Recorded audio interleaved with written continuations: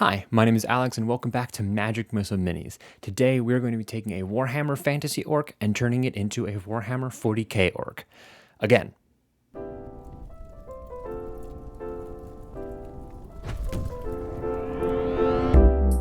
I start this project by putting together the main body of the mini so I can work on and add other details to that.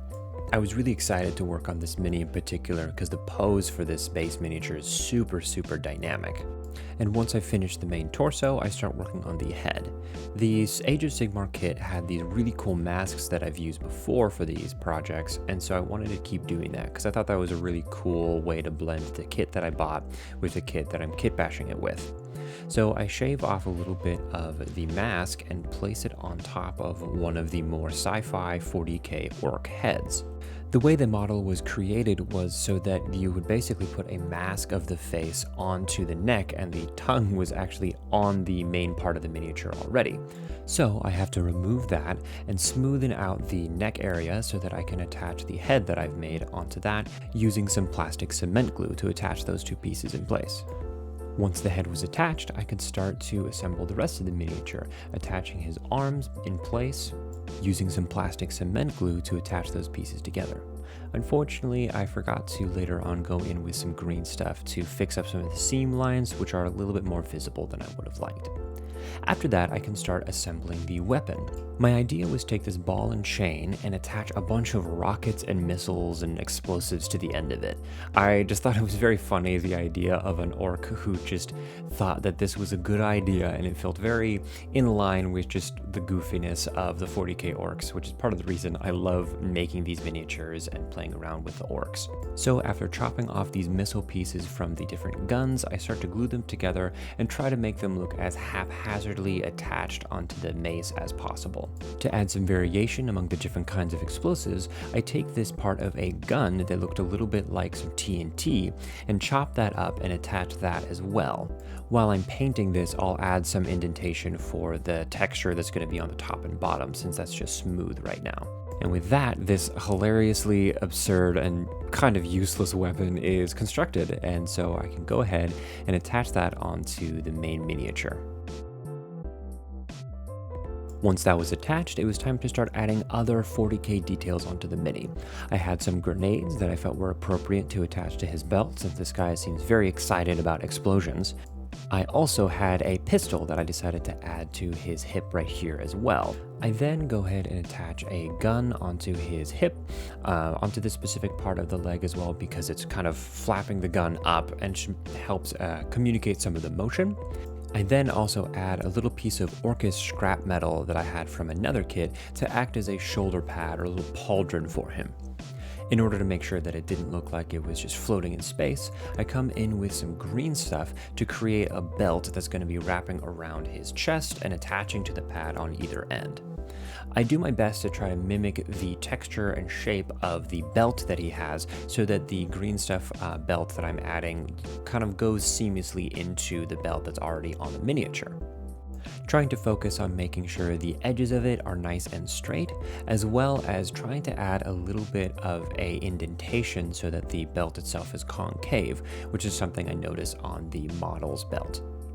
I then also take a second to add a little bit of a belt buckle onto this end of the belt, just to add a little semblance of realism and a little bit of extra detailing onto the belt that just makes for another little piece to look at.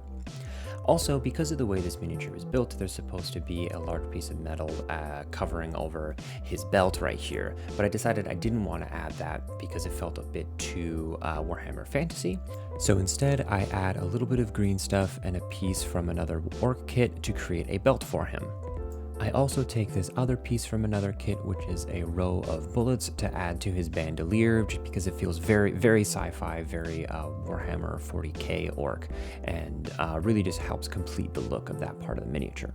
Similarly, I decided to not add the Age of Sigmar bracers and instead use green stuff to create a little bit of wrapping around his wrists. And then the next thing we need to do was just to attach it to a base, and with that, the Kitbash is finished. As we check out the final results for the Kitbash, before I get into painting it, I wanted to shout out to my patrons. They are listed here. A huge thank you to them for financially supporting the channel. If you would also like to support the channel financially, you can check out my Patreon link in the bio. I also wanted to shout out my band, Kin, that's K-Y-N. We have links in the bio. We just released a new single that you can listen to. Choking on the most ambiguous of tears, you wish you could tear out all the years you loved and you loved, shouting, screaming, crying out. I wish you felt your rhythm hand in mine.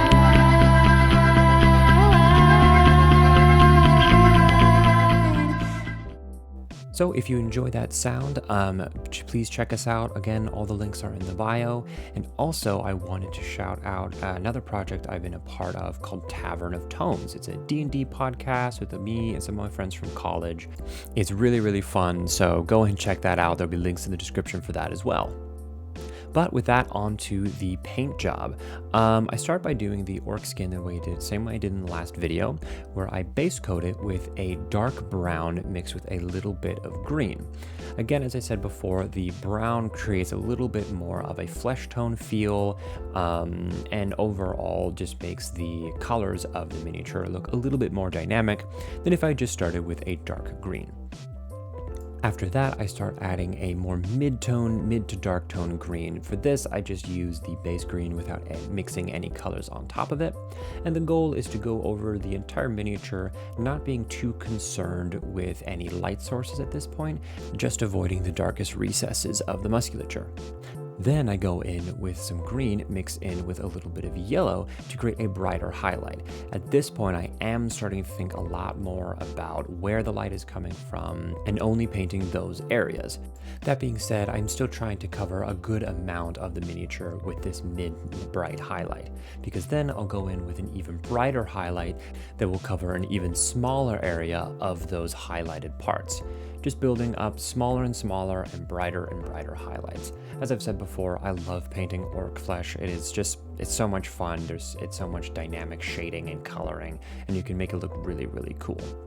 Like I said in the last video, you want to make your highlights brighter than you think you do, because when you're painting under a bright light, it is not going to look the same when you have it on the table in a regularly lit room. So always make your highlights brighter than you think you need to be in order to make them appropriately dynamic. I've made this mistake before with a lot of my miniatures where I haven't painted them bright enough and they just don't look very good at all. For this guy, I was playing around with as I got these highlights brighter and brighter to see if I could get away with not using as much blending. And I'm actually really happy with how this turned out, which I think just kind of goes to show that as you're painting these miniatures, people get very obsessed with glazing and wet blending and all these different kinds of blending and shading for gradients, when as long as you create a series of highlights that are close enough to each other, you don't have to worry about that too much in order to create a really high quality product. After that, I start base coating all of the yellow armor. As I did last time, I take my base brown color and I use that as a base shadow coat and cover the entire miniature in that before I go over those parts of the miniature with a very watered down yellow, adding several layers to build up a solid base coat over top of that. I really wasn't sure how I was going to be getting the yellow color to be exactly how I wanted it to be, because I still wanted some of the shading to be visible, but as you can see, it's really difficult to do that through the base coat I had added earlier. So what I did was I watered down some brown paint to create a kind of wash that I covered the dry yellow paint over. And then once that had set, I was able to go back in with some more yellow in order to emphasize certain parts that I wanted to be more highlighted. By doing this kind of loose pseudo wash with the watered down brown, I was able to let the recesses be a little bit darker, and any space that I wanted to be more shaded, I simply didn't touch up with the base coat of yellow at this step of the process. And I'm really happy with how this turned out. I think it was very good for creating the amount of texture and interest for the armor that I wanted without being too much effort. After that, I go in and paint some of the pants and the leather parts of the miniature. I take some brown paint, mixing it in with a little bit of black, being sure to get both his pants as well as the belts that we added before. And what I normally do with this is I will add a little bit of a highlight over top of that to create a little bit of interest in shading.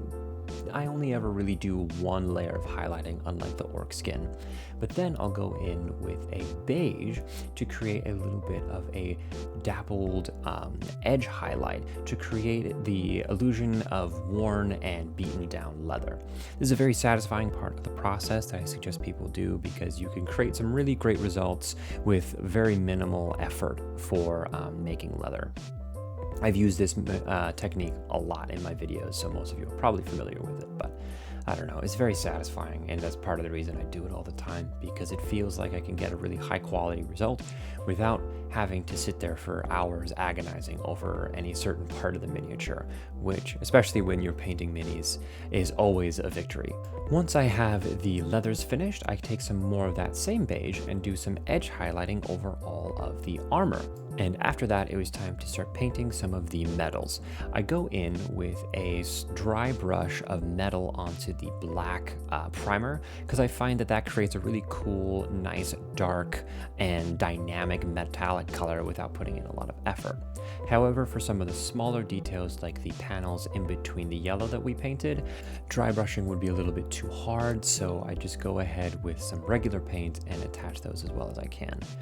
For some of the mechanical parts, I add a little bit of copper as well to add some variation within the metallics.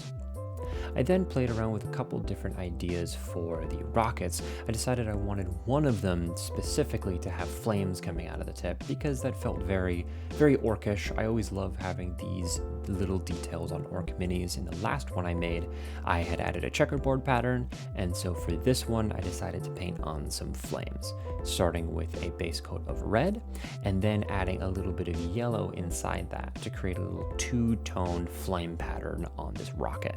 Once I had created my little flame pattern, I then take some more of the red and brown paint to add to the TNT, like I mentioned I would do earlier, using the brown as a base shadow tone, and then adding a series of highlights with the base red.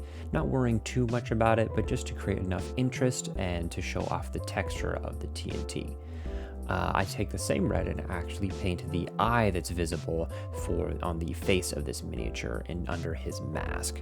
After that, I paint the skull on this guy as well, which I do by adding a beige paint, letting that dry before covering it in another watered down brown wash, and basically doing the same thing I did with the armor, but just with the beige and brown instead of the yellow and brown to create a little bit of texture and interest.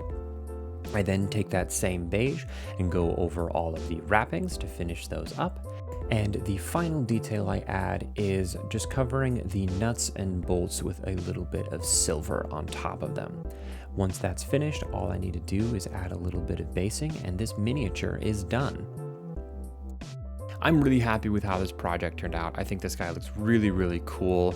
I really like these minis. These guys have been a lot of fun to make. I'm probably going to make another video on this just because I've been really enjoying the process. One of my favorite parts about 40k orcs is just the goofiness of it. So having a mace covered in explosives is just funny to me. I've always loved making orcs. So I'm really happy with this project. I'm really happy with the paint job. I think it turned out really, really well. So thank you guys so much for watching this video. If you enjoyed it, don't forget to leave a like, comment, subscribe, do all of the algorithm things. It's super, super helpful. Also, don't forget to check out the Patreon if you want to support the channel financially.